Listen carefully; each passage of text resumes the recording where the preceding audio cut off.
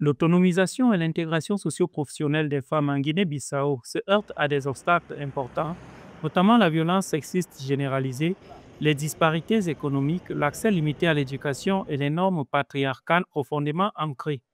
Ces obstacles se traduisent par des possibilités d'emploi moindres et des salaires plus bas pour les femmes, ce qui limite leur autonomie économique et leur intégration globale dans la société.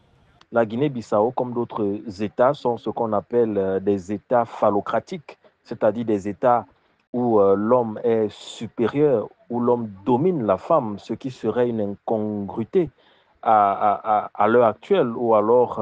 à notre époque, pour la simple et unique raison qu'avec les aléas de la mondialisation, il serait donc obsolète de réduire la femme purement dans les foyers, purement dans des rôles secondaires de la société. C'est pourquoi l'autonomisation des femmes est un enjeu majeur, est un enjeu capital, non pas seulement pour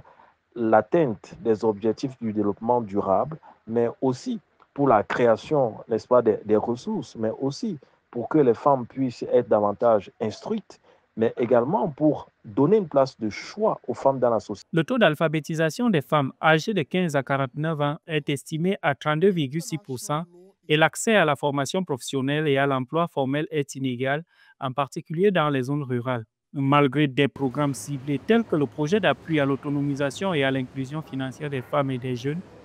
et l'initiative PADES qui vise à promouvoir l'accès au financement, le renforcement des coopératives et le développement des micro-entreprises, les femmes n'occupent qu'environ 19% des postes de direction et des professions libérales.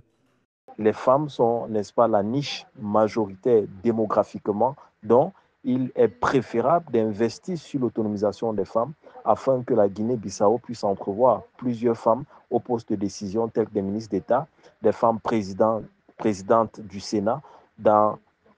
pour l'atteinte, n'est-ce pas, scrupuleuse des objectifs de développement durable et pour une rationalité décisionnelle des deux genres, c'est-à-dire des hommes et des femmes. L'autonomisation des femmes reste un défi majeur en Guinée-Bissau. Alors que le pays se prépare pour les élections présidentielles et parlementaires du 23 novembre 2025, les analystes politiques soulignent que pour réaliser des progrès significatifs, il faudra que les politiques et les programmes se traduisent par des améliorations tangibles dans l'accès des femmes à l'emploi rémunéré, aux postes de direction et à des opportunités économiques plus larges.